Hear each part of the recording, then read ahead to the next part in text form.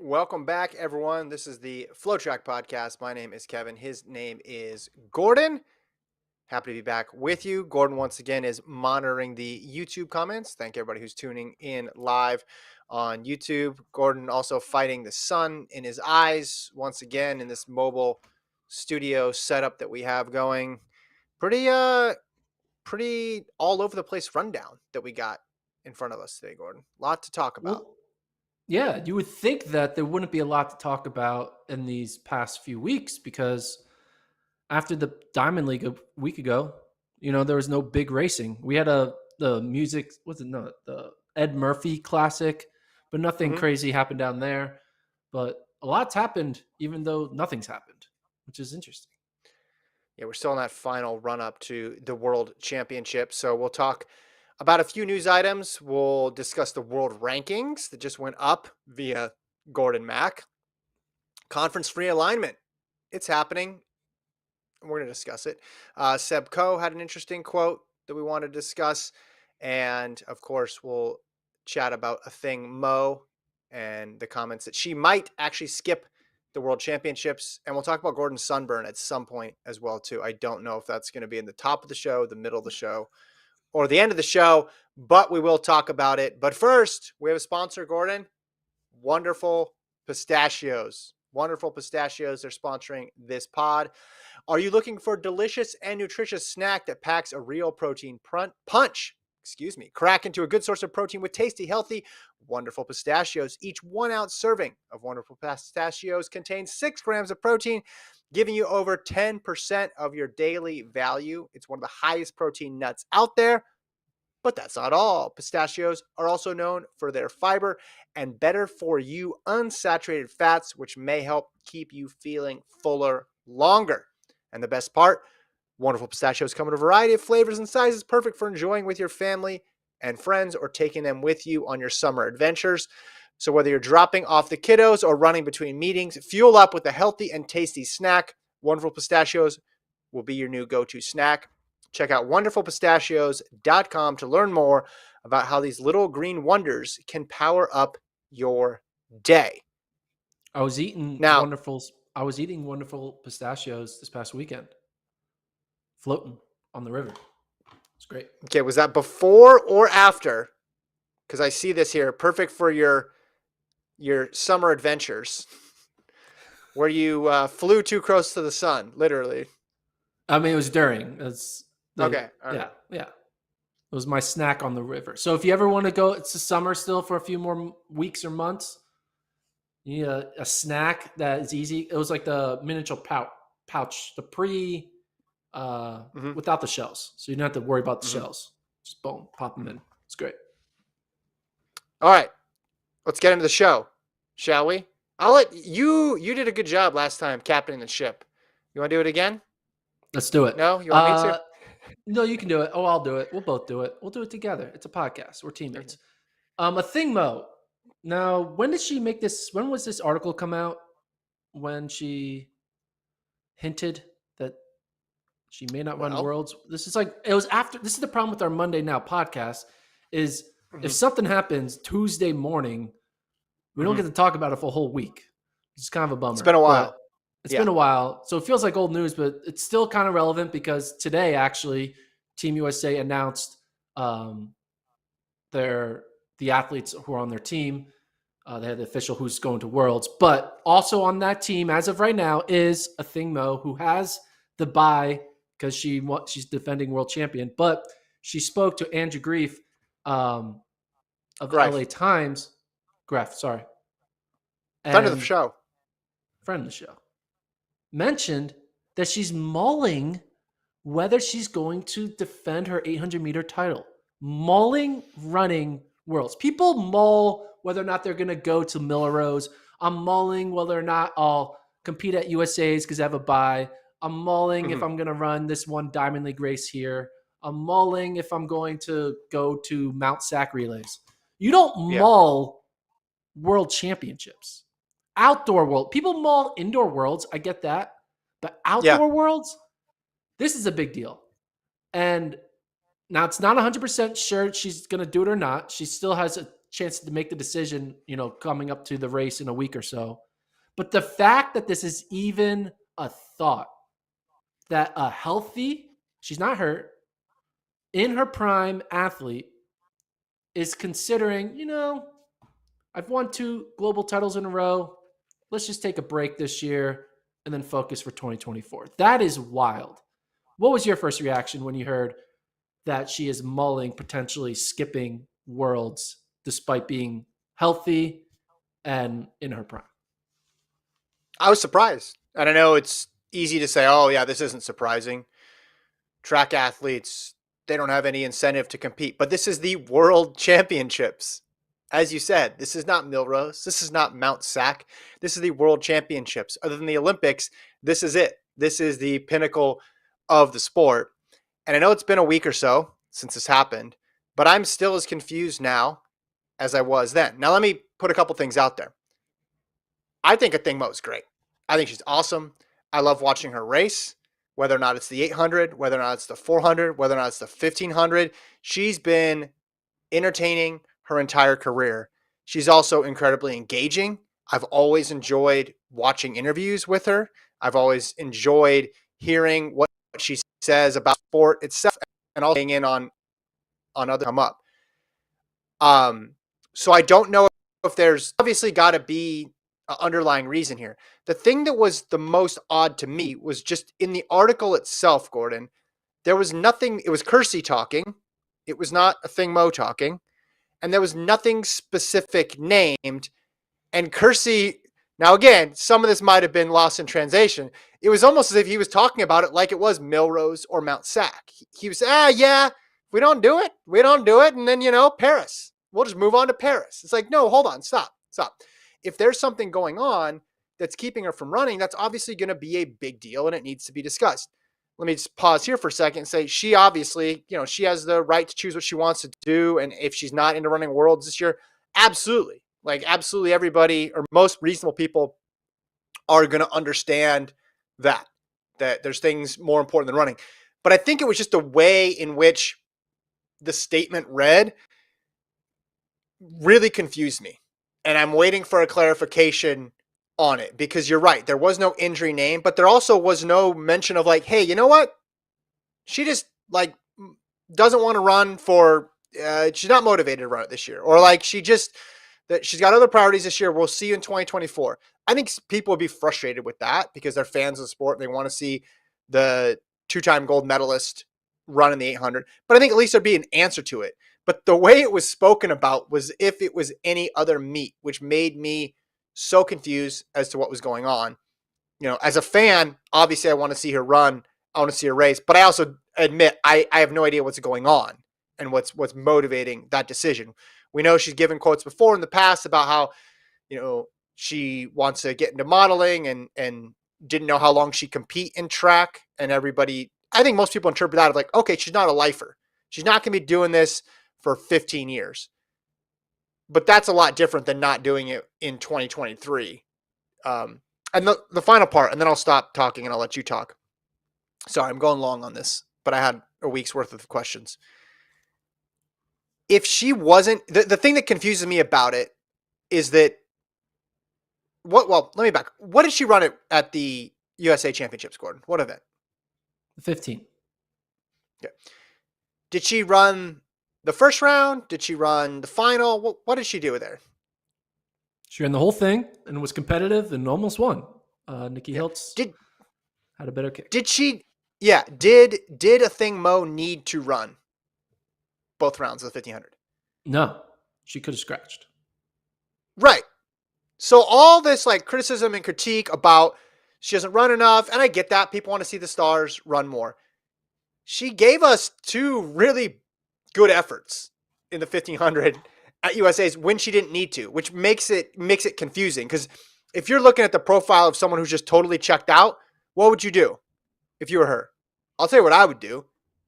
I'd run one heat of the 800 and get on a plane back to LA. That's what I would have done. And I would have been gone by day 2. I would not have run both. Again, so I don't know what else is going on there, but there's just so much here that's conflicting and contradictory that makes me just incredibly confused about the whole situation. So my reaction has nothing to do with Athing Mu because at the end of the day, she decides what she wants to do with her life. She doesn't owe anyone championship Correct. Yes. performances. She doesn't owe anyone the ability to go on a winning streak. She can do what she Right. wants. She can That's right. retire. She can retire for 4 years and make a comeback. You know, Mhm. Michael Jordan retired and when he was in his prime, and then was like, you know what, I'm coming back. Like athletes are Yeah. allowed to. They don't. They're not expected to love the sport the way the fans love the sport. So, the thing, Yeah. Mo, don't run. I have no problem with it. But what I do have a problem with is the fact that our sport, this is why our sport is never really going to be as mainstream because the fact that the coach can just willy nilly say, yeah, worlds, like this should be a big deal. This shouldn't be something that just like comes out of the blue and like it's kind of like swept under the table or swept under the rug. We're like, oh yeah, we might skip worlds. Yeah. Oh Yeah. yeah, next Yeah. question.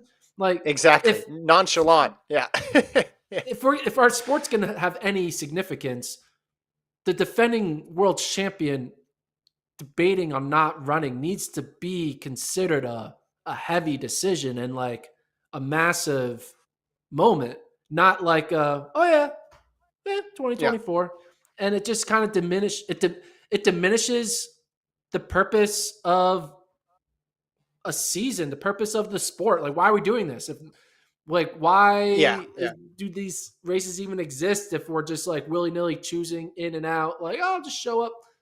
These aren't invitationals. These are the purpose of. Now again, at the end of the day, though, most athletes are running worlds. Most athletes are trying to do it. Right. Safan Hassan might even attempt a triple. So this isn't like a growing concern of like all these athletes just don't care about worlds anymore. But No. Yeah. You're right. You're right. You're there right. is a little That's bit of athletes don't care about world indoors. Like that's the thing. Usain Bolt never cared about world yeah. This is indoors. different. Yeah. Yeah. This is Yeah. different. But if all of a sudden it becomes, it's one thing to be like, all right, world indoors is not the same as world outdoors. But now, if we're saying world outdoors is not the same as the Olympics, then our sport becomes a once every 4 year sport. It's Yeah. already bad that we have off year championships when there's no world championships. But if we are more and more just going to say the only thing that matters is 2020, 2024, 2028, 2032, how is a But fan going to embrace a sport that they only get to watch one? What is one. Yeah. 365 times 4? One. So it's assuming there's a final, right? One out of Yeah. 1,460th. So we're supposed to get excited. We're supposed to care about our sport 0.06% of the time because Okay. we have one race every 4 years. So 0.06 of your viewing time, percent of your viewing time in 4 years, you're watching your sport. Like that's stupid. I just don't like the idea that we are now calling world championships not the Yeah. same as the Olympics because it's the same. It's the exact same athletes. It's a global championship. We can't be doing It this. should be, but I don't know if this is going to start a trend. Do you? I don't think it is. Like I don't think we're going to look back at this in 5 years and say, oh yeah, that was the moment when athletes. First of all, we don't know if she's going to skip it. He's just said that she's mulling that decision of whether or not she's going to run it. And second of all, it very few people are in the position, have the prominence in order to make that decision. And number three, most of the people just choose to do it, right? Like most big time, like this, what made this so surprising, I couldn't find a historical parallel. Now, maybe someone has and is, but I couldn't think of another situation. We've talked about people skipping big Diamond League meets. We've talked about people, scratching out of USAs when they don't necessarily need to run.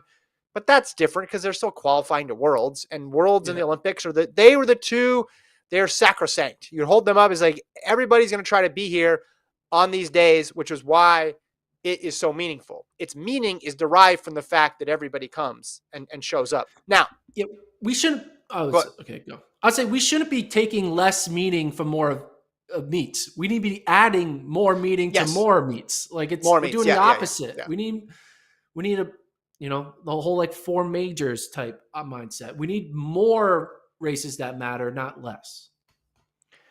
I she's been when she I would love to hear from her because all this is coming from Kersey, and when she speaks about it and what she wants to do, she's pretty straight up about it. Like in that Pivot podcast that she did, like she was not holding back. She wasn't talking in generalities or circle. Like she straight up said how she felt. And then at USA's, she was asked, why do you have a lighter race load this year? And she was straight up about it. She just said, yeah, it's just like way more chill. Like I don't think she enjoys racing a ton, even though in her past she used to race a lot. I mean, there's a lot of pressure and expectation that comes with it.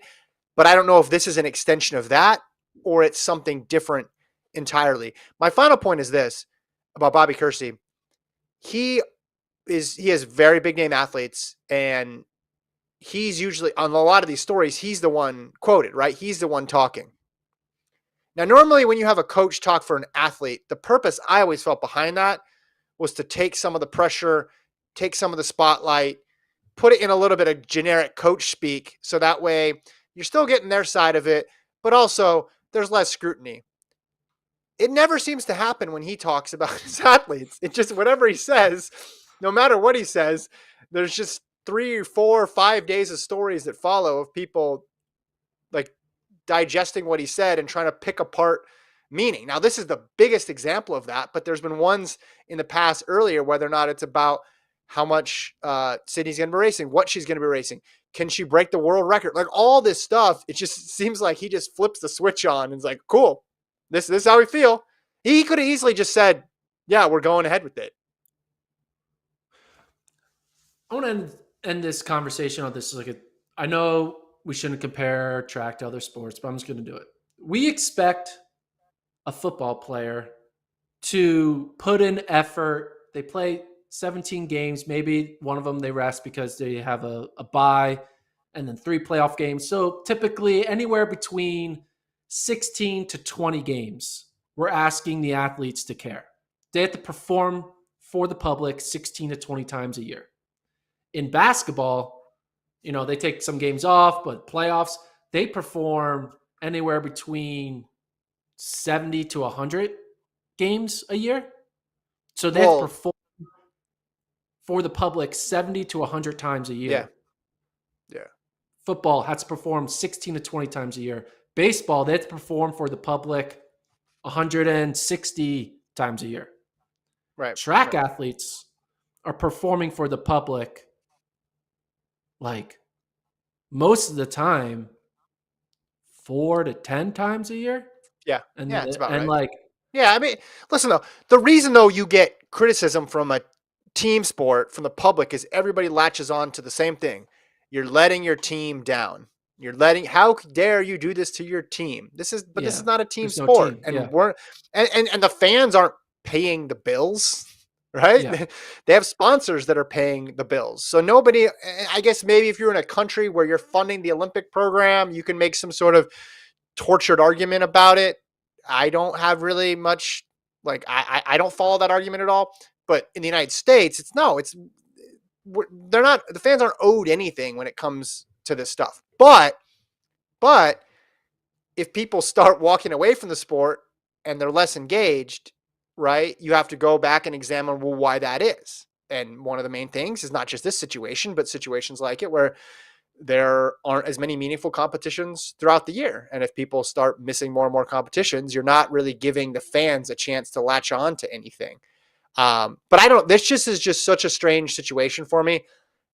I hope everything's okay. I don't know what is motivating the decision deep down. Like the way Kersey's talking about it, it makes me think it's a continuation of stuff that's been discussed before and not something new. But I hope she's there, and wants to be there. And then we see her again in 2024.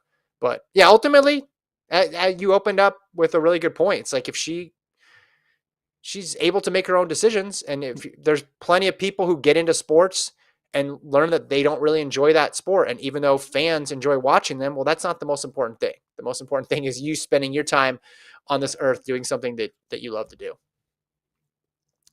I wonder what Keely thinks of this. You think she's like, now, like, wait, are you going to be there? You're not going to be there? Yeah. Well, yeah. Ultimate mind game there. I don't know. Yeah. Maybe that's what the whole And it thing just was. Let's mess with Keely. Tell her I may not show up. And then she's like, oh, no, Bobby I'm Bo- here. Bobby Kersey going next level. I don't know. I mean, how many days until the World Championships? What are we at now? 19th is the start. So we're 12 days away from the beginning. So, okay, I know you said one last thing like 10 minutes ago, but one other thing that makes this interesting is her decision. She's in a unique position. Her decision impacts basically nobody. Yeah. It only Which is impacts the good. quota. It only impacts the quota, but that allowed it to go. The decision can drag on even farther. So it Like we could get technically all could the way. have impacted one person. Does the Sure, in defending the champ quota. not count? The defending champ counts towards the quota? I guess they I do. I think they Yeah. count towards the quota, but whatever. Okay. I'm not one of those people who are like, okay, run a little faster. Like, oh yeah, Yeah. it's a bummer, but you win the gold medal. You have a right to decide whenever you want to decide. That's just Yeah. something that's going to be baked into the sport. This is such a rare situation that Yeah. I don't think it's a huge deal. But my point is this: if she was regular top three and it was pushing out another American or making another American, forcing them to be in limbo, it'd be a totally different situation. So it lines up almost perfectly. This could go on and on and on forever. I guess at a certain point, she's either on the plane or not. I mean, if this was Eugene World Championships, could have waited a long time because it's not even required a long flight. It's like the day before. Is she running? We don't know. I guess they have to process and do that stuff. But it's perfectly set up for this to be extended even further with this mystery around whether or not she's running. All right. One last thing. I know we said that three Yeah, last I'm things done. ago. I'm done after this. I'm done after this. I But this is my swear. one last thing. I'm putting on my tinfoil hat. Do you think maybe she doesn't want to run Worlds because she doesn't want to have the bye in 2025? So it gives her, she doesn't have a reason. She has an excuse not to run because if she had a bye, if she wins Worlds, that means she's allowed to run 2025 no matter what. So that means her skipping 2025 looks worse because she's the defending champion, whereas she can kind of walk away from the sport after 2024 easier because she has no ties to 2025 automatic buys.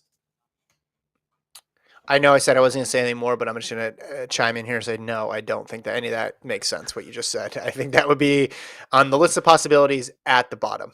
Let's move on. But if she were to retire after 2024, That's and fine. she Then had a just buy in retire. Let's retire. 2025, Yeah. if she No, had a no buy one, in who 2020, cares? okay, She's missing, she thinks she's talking about missing 2023 when she has a buy. Why do you think why would it bother her in 2025 if she has a buy? You can okay, gotcha. retire whenever you want to. No one's going Okay, to say, okay. All right, I'm taking off the hat. The okay. tinfoil hat's off. Bad tinfoil hat segment. What's Okay. next? You don't want to talk about this because you don't think it's confirmed news, and it probably isn't confirmed. But Yeah, I'm there not going to talk is about it. You can go rumors, talk about it. but I'm going to talk about for that potentially Cravont Charleston is hurt at relay camp. Now, there's no news on the severity of it. It could just be a minor thing. Cravont Charleston's had probably one of the most incredible seasons in men's sprinting. I would argue that his coming onto the scene this year, winning USA's, is the equivalent of what Fred Curley did, where he was like, "Hey guys, I'm going to run the 100," and everyone's like, "Really, dude? You should stick to the 4." And he's like, "No, I'm good," and then became what he became. Just like you normally don't see unsponsored, upper 20 age 100-meter men achieve winning USA's. The same way you normally don't see a 400-meter runner go on and medal at Worlds in the 100s. Anyway, but Cravont Charleston apparently might have been injured at relay camp. And, if that happens, here's my question. I know it's too late now because Team USA has already announced their relay pool. But if you have to take him off the relay, who would you put on? Because right now you have Lyles, Coleman, and Curley would be your locks, correct? Mm-hmm. So who would be your fourth guy? I mean, Bracy if you want to add someone new, Bracy ran really well this weekend. Yeah, but that's the thing. Bracy has been running well, but Bracy is not on the relay pool. The relay pool. Yeah, you asked if I could Brandon add somebody. Carnes, JT Smith, Kendall Williams. You asked if I could add somebody. That's who I would add. If I could just pick anybody, not based on any placing at USA's. If my goal is just to come up with the best team in 2 weeks' time, I would put Bracy on there if there was a spot. I would too, but they're not doing that. So if you had to choose between Brandon Carnes, JT Smith, and Kendall Williams, or one of the 200-meter guys, who would you put?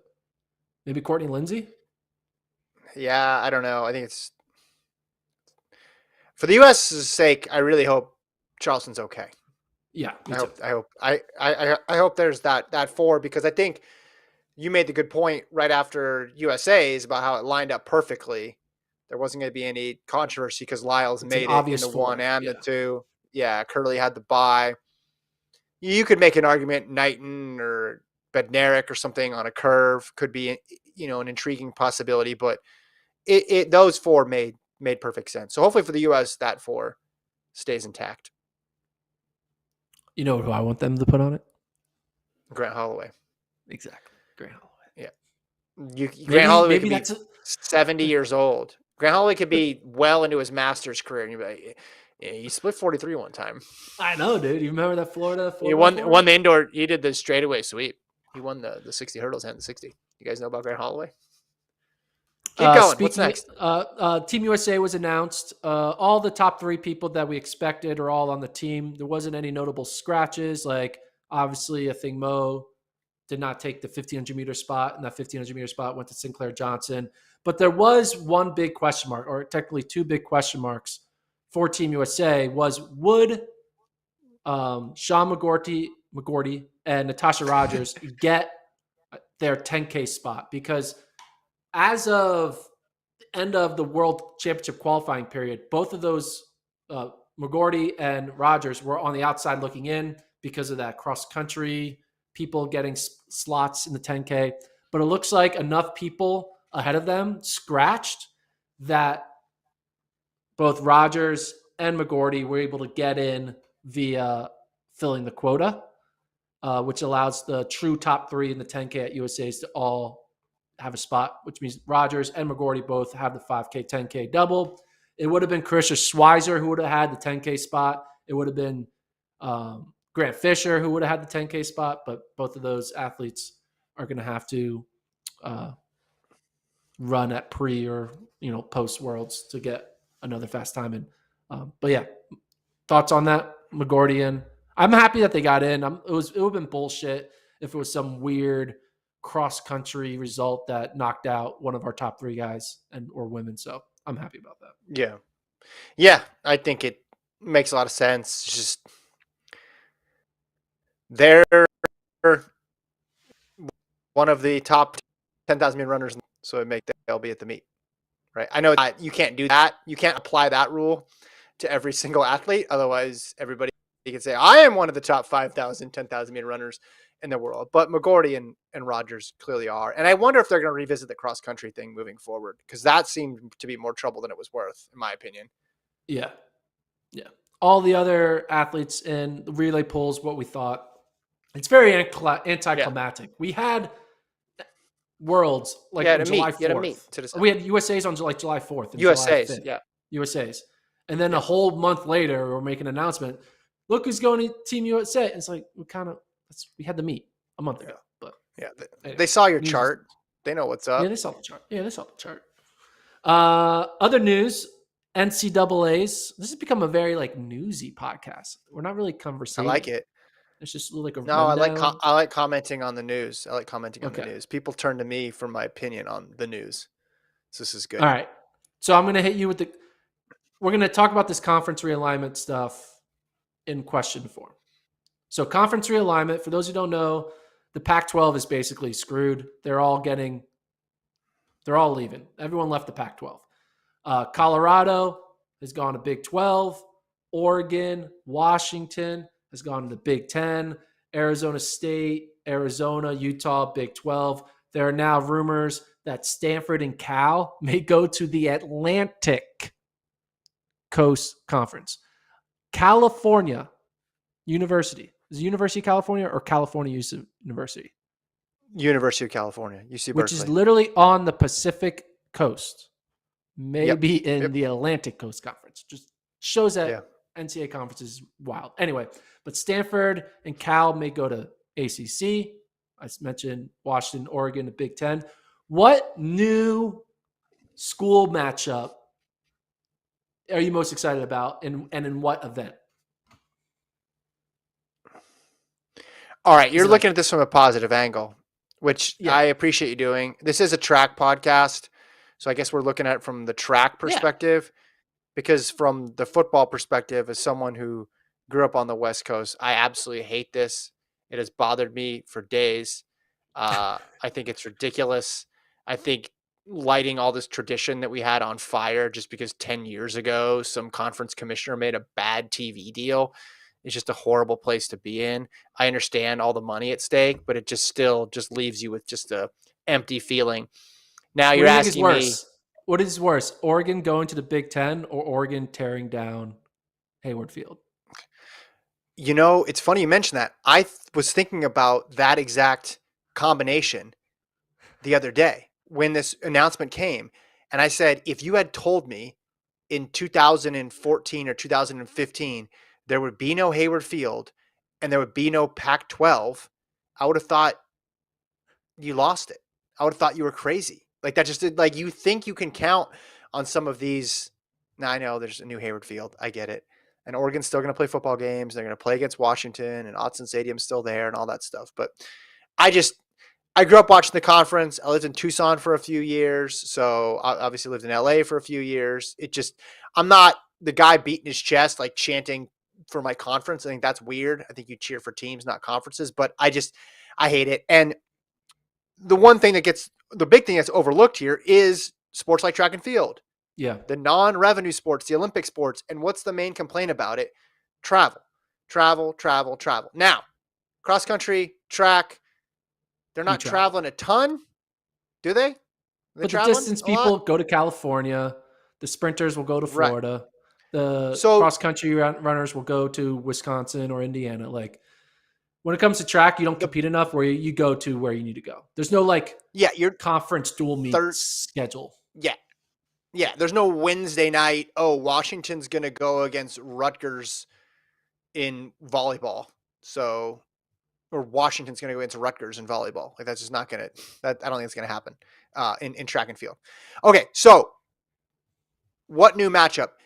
So I was intrigued by the fact. So Big 12 obviously now gets four more teams, right? Utah, Colorado, Arizona, Arizona State are all being added.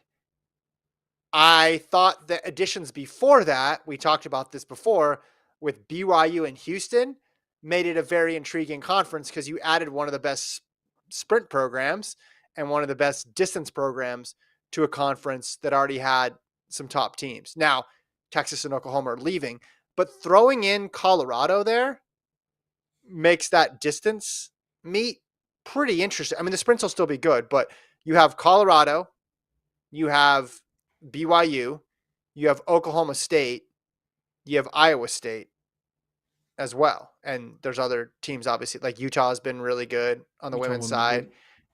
good. Yeah. So that was sort of interesting.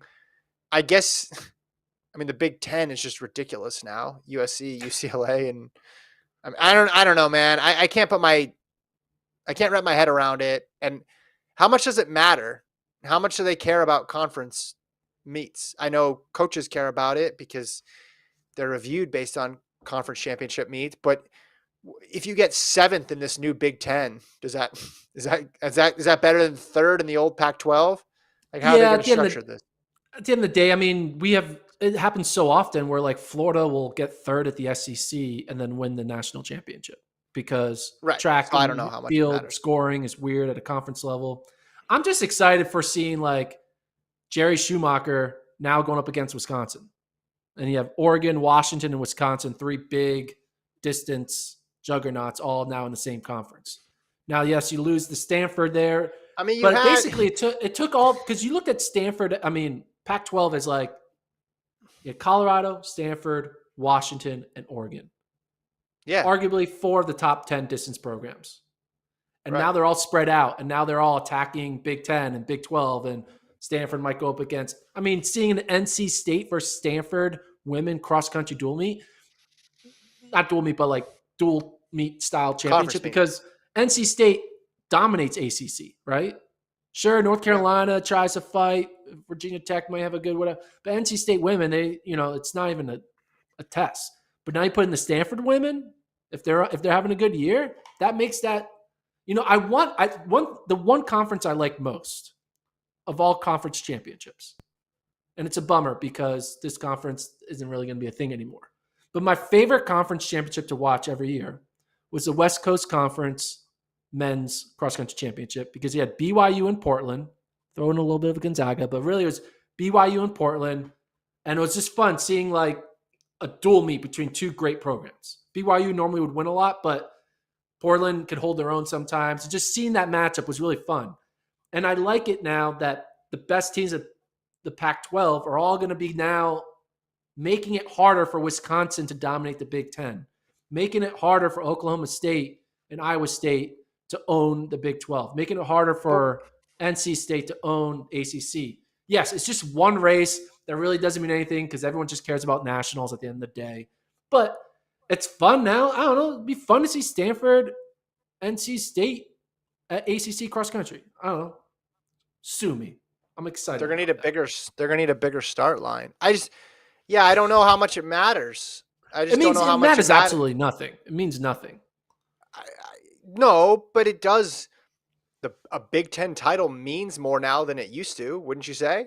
It means your team's even better than it was before. I'm sure there's some sports and some conferences where it shook out to where it's basically the same because maybe the programs they added in those sports aren't that good. But like winning a Big Ten title now in cross country when you have to beat the old Big Ten teams plus you have to beat the new additions, yeah, it means more. But I'm saying for the teams who don't win, what are the it's just you're being graded on a different scale now with these super duper. I mean, literally, there's 18 teams in the Yeah, Big if you Ten. think about that, 18. that's going to help those cross country teams prepare for regionals and nationals because it's going to be able to get used to running in bigger crowds. Helps them out with that. Yeah. It No, you're. will for track though. It's going to be harder to make the conference meet, Oh my right? gosh, the conference meet's going to You be only get 8 7 lanes. weeks long. Like, what are we doing here? How long is that meet going to be? There's going to be 18 athletes teams who in a aren't going to meet, be able to. Yeah, I mean, how but they going to that's do going to four by be a fours? sticking point. 18 teams in a 4x4. There's going to be 3 Yeah. heats of the 4x4 for a How are they going to conference do meet. indoor? How are they going to do indoors? How's that going to work? Yeah, how do you do indoor Six. Big Ten indoor 4x4? How are they going to do that? That's a good point. So That's the so biggest big. winners and losers. The losers is the 7th best 4x4 program in the Big Ten now because they won't be able to be on that final starting line. So the Big Ten indoors used to do it. I don't know if they still do, but I commented one. They do their 4x4 in a unique way. They look at the team scores and they put the top teams based on team scores in the same heat. And I think that's half of the field, and then the other half is based on seat That's time. smart. So they try to make it this exciting, culminating event where the team title could be on the line. You're not just comparing times. But yeah, you better get extra, I don't know, book extra hotel rooms in Geneva, Ohio, or wherever you're going for Ann Arbor, wherever Big Ten indoors is going to be. I just, when A&M goes to the SEC, it's okay, cool. Like, not really. Like, you lose something, right? Texas can't play Texas A&M. Like, that's not fun. But those were small things. Just when you drop an entire one of the 5 biggest conferences, tradition is Uh, what makes college sports cool. That's what makes it. That's what separates it from the professionals. Is they have Rick this element of tradition. Rick Pitino, famous college basketball coach, he tweeted something that could have just solved the problem. He's like, "We get it. Money matters for conference realignment, and that's why they're doing it. But maybe there needs to be 2 tiers. There needs to be football conferences and then all other conferences. So, like, sure, Big Ten, do your 20 teams, but Pac 12, you still exist for all the Olympic sports. Big Ten Yeah, normally, so you just keep it. But the reason why you can't do that, though, is money, football pays for all those money, Olympic money, sports as travel. Yeah. money. Yeah, yeah. You'd need to figure out how to fund the the conference infrastructure itself. Isn't that essentially what BYU's been doing? They're independent in football, and then they're West Coast Conference in the other sports. Isn't that right? Yeah. And then But now they're all going to Big Notre, 12. Yeah. yeah, but Notre Dame, ACC. I mean, Yeah. for other sports and independent in football. Haven't liked any of it. I liked it when Pac-10 was Pac-10 too. But again, Right. it's been a rough couple years for tradition for me as it pertains to college sports. Next topic. We're not going to dive deep into this. It's more of an announcement. We're just making an announcement. The announcement is World Rankings, the FloTrack edition. They've been updated. The women are now updated on our website, FloTrack.com. Check it out, /rankings. The men will be updated either later tonight or tomorrow morning.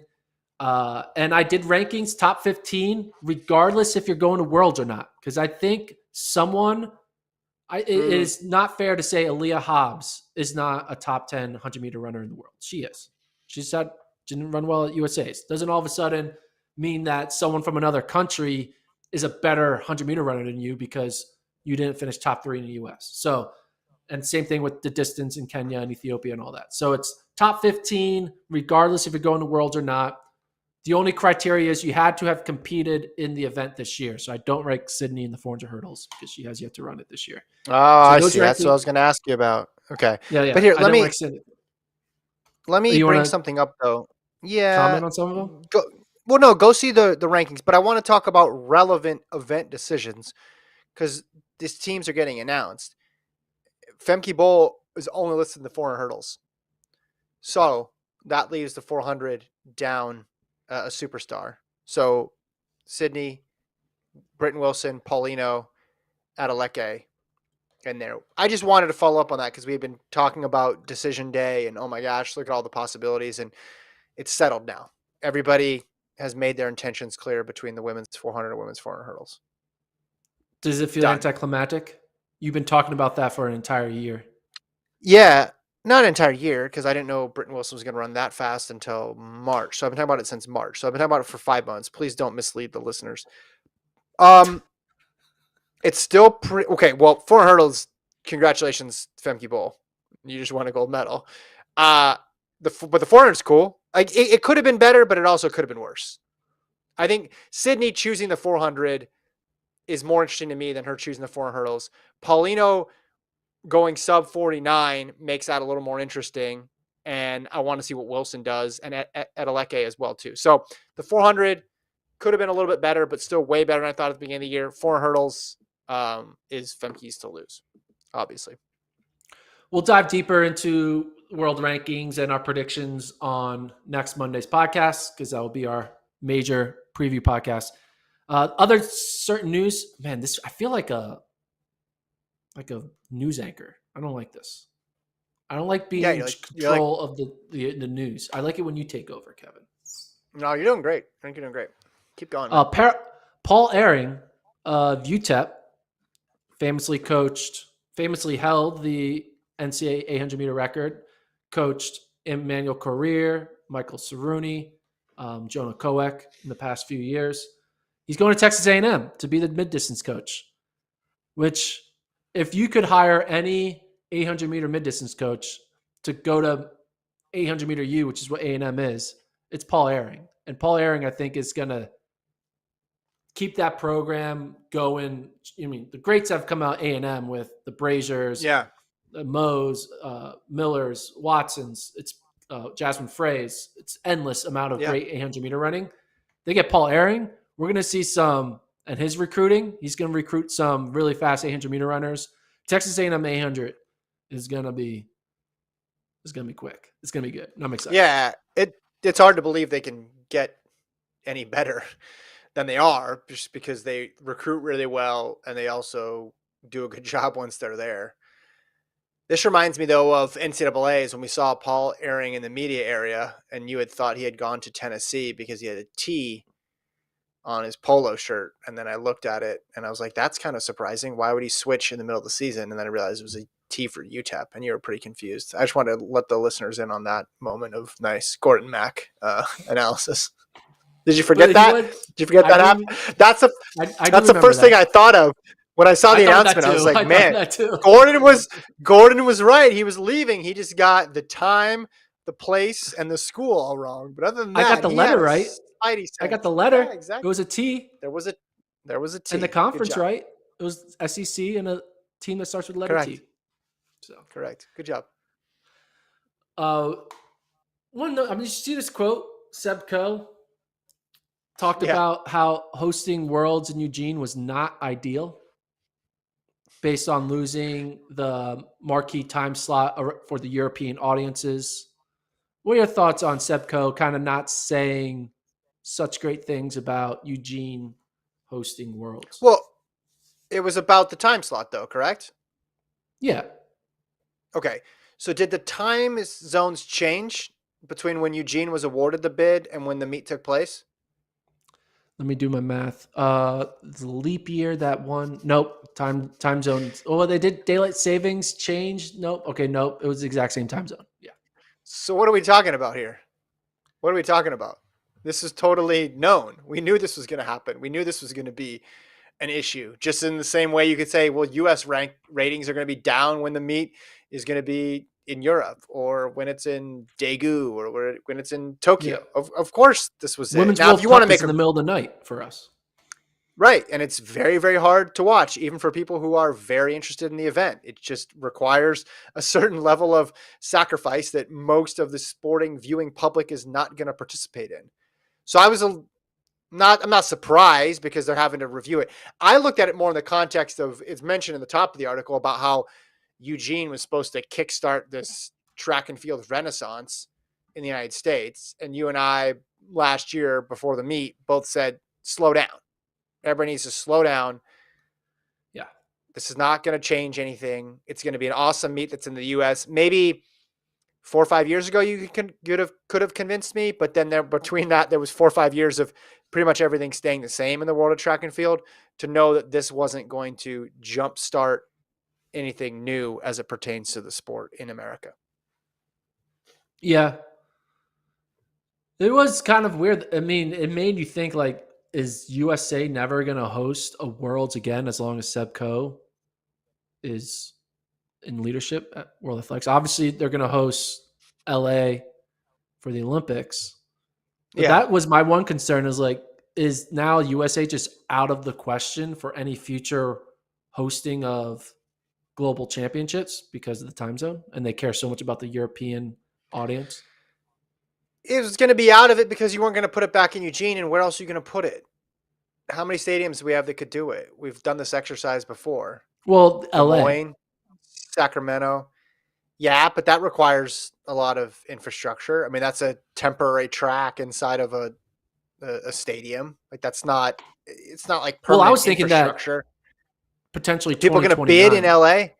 Yeah, but who in LA is going to put together this massive bid and get together everything that needs to be pulled together to host this thing? I just Well, don't. I just think, yeah, I but there's like a it would trend need to. that people who host the Olympics host Worlds like a few years later. Sure. Okay, and maybe that's one possibility. The time zone is the same time zone. I just want to get this out there to people watching people at World Athletics. The time zone is the same in LA as it is in Eugene.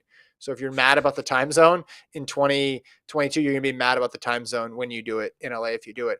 I just think it makes more sense when there's a bid attached to a city that's already hosting things or hosting USAs and hosting big events. And what that's been Des Moines, that's been Sacramento, that's been Eugene. I know maybe it'd be Mount Sac. I don't know the specs on everything.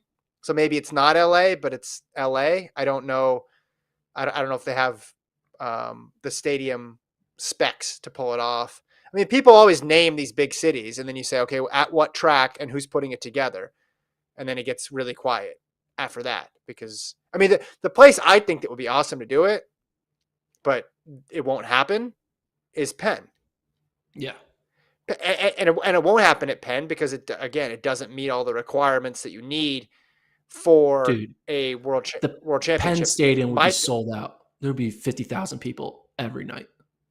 Yeah, it would be great, and you gotta balance that with the railing and all this other stuff. That's like who I just put on awesome races and people get pumped up about it. I know that they're not going to do that, but also Penn has dedicated people who are working year round putting on meets at Penn. Foremost among them, the Penn Relays, which everybody pretty much when they go do it, they love it for the atmosphere and the environment. Like that's what it's going to take. It's going to take a situation. And obviously Drake, that works because you have the Drake Relays. You have that infrastructure in there. But I think Penn would be cool. You and I have talked about that before, but I doubt that would ever come up just because of the technical hurdles. Yeah. One last story. This happened. No, Somalian runner. No, not Sunburn. We'll talk about Sunburn. You want to talk about? Let's talk about the Sunburn. Okay. I went floating in Texas. It's hot. Throw up the picture, Tyler. And I burnt myself. It's just a little burn. It's just those little bubbles going. Pull up the comments. I want to see the I want you to read the comments while this is happening. Pull up YouTube. Comments no one's saying anything. No, pull it up. They're about to say something. People are going to comment. I had a visceral reaction to this. This made my skin hurt. Okay, here's the thing. I put on sunscreen. I just forgot to reapply. And I was on the water for 5 hours, eating wonderful pistachios. Sponsor of the podcast. Thank you very much. Wonderful pistachios. Love you. They don't do a good job at protecting your skin, though, apparently, because I did not do it. Yeah, but I got a lot of pain on my left shoulder because it's starting to like boil. I don't know if boil is the right word to say for skin, but blister. It's getting pretty bad. Mm-hmm. But I'm going to be all right. But the lesson I learned is putting on sunscreen once in Texas, 110 degree weather, you need to do it like every 30 minutes. And I didn't do that. You don't need to do it every 30 minutes. Or 40 minutes, an hour. Reapply. Just put a shirt on, man. Yeah. Just put a shirt on. I should just put a shirt on. You should put a shirt on. You solve. Your face isn't that bad, obviously. So I know I had a hat on your face. I had a hat. I had sunscreen my face and a hat. That was like my face was entirely shaded the entire time. So longtime listeners of the pod know there was a time when Gordon said he quote didn't believe in sunscreen, and we could never understand that statement. And then we got him to use sunscreen. He wasn't wearing a bike helmet, and then I got him a bike helmet after he crashed. And to my knowledge, he still wears it. Do I need to get you sunscreen? Is that where this is going? Maybe. Yeah. Maybe I can get is there a sunscreen of the month club? So you just get inundated with sunscreen? Here's the thing. Even though I am dealing with the punishment of not wearing enough sunscreen, I'm still kind of going to be like, because it's not fun to be covered in oil. It's just not a good feeling. I don't like it. You know, what are they saying in the comments? More about the present than the future of. Please read the comments. Please read some of the comments. That looks scary. Jesus Christ. Damn, that's the worst thing I've ever seen. Is that I'm not reading that one. Gordon, aloe vera. People are saying it looks like an STD. It's not. It's sunburn. Buy him a UV shirt. Gordon should put on a shirt on. He already has a dad bod. Whoa. Tom. Whoa. I'm just catching Gordon's strays right fit. here. Gordon's getting fit. I'm trying to dunk a basketball. And he's not a dad. If we took that photo 2 years ago, episode 300 of this podcast, it would have been a lot worse. Anyway. Yeah. Sunscreen. Thanks, people, for weighing in, I think. I don't know if that was the best idea. Yeah. All right, we good? We're doing preview pod next week? We're doing preview pod next week. Yeah, preview pod next week. I'm going to make all my predictions 1 through 8 in every single event. No, you're not. Yeah, you're just going to read off my rankings. That's what you're going to do. No, I'm not going to read off your rankings. That's it. Thanks, everybody, for tuning in. I am excited, though, for when the odds come out because I'm excited to gamble. Oh, there's been some. I've seen There's some. odds already? I've seen some odds. Really? Yeah, I've seen some. I found some. Where? Or some were sent to me. I don't know where it was. What was the odds? Someone sent What was it? Tell me. There was a lot of different ones. There was a different one for the different Tell events. me a odd. Give me a odd. Let me see if I can find it. Someone the emailed odds. them to me. We get Okay, hold on. Who Hold on. email? Hold Why are on. they Hold emailing on. you odds? They should be emailing me odds. You're not betting. No, You won't even I'm bet like deep $1 against me on like because I anything. win. Men's 100. This is from Fred Curley plus 200. Wow. What is Coleman is plus 1,600 on this. dude? Coleman is That's my pick. I'm doing that. Coleman is Plus listed 1600. ninth. Coleman is behind Marcel Jacobs and See? Omanyala and Simbine. Ooh. Yeah. Noah Lyles is the number 2 favorite. These might be gone by now. Ingebrigtsen minus 650 in the 1,500. 400 hurdles, Warholm minus 500. Do you want more? What's Sydney in the 400? I'm just looking at screenshots. Okay. Women's 100. Fraser Price is the favorite, minus 110. Ooh, So that's Alfred, bad. she of the big 5, Alfred is 5th, plus 1,200. So that's an option What's for you. Toulouse? Toulouse is I think I'm gonna do 2nd. Toulouse. She's plus 300. Dang. I was hoping they But you weren't. could probably Sha'Carri's probably. I'm surprised Sha'Carri. People will be betting on Sha'Carri. No, Richardson plus 600. Jackson is that's a plus good bet. 500. Again, these might Richardson be plus 600 is really good. Yeah, these were emailed to me on the 29th of July, so they might have changed by now. Yeah. All those Katir fans there slamming that play. The plan is $100 per event, starting August 19th. Use the money to buy some aloe vera. Yeah, that's the plan. People can contribute to my aloe vera fund. All right, thanks for listening. Like and subscribe. Thanks, Tyler. Thanks, Tyler. Thank you, Tyler. Especially in the evenings, 6 p.m. We'll be one more evening show next week on Monday, and then we'll be back to doing podcasts after every World Championship day. And a special announcement next week. Right, Kevin? Yep. Special announcement next week. We'll talk to you guys then. Big announcement. Stay tuned. Could be anything. It's a big one. Tune in. Gordon locked up a sponsorship. It's the biggest announcement we've had on this podcast.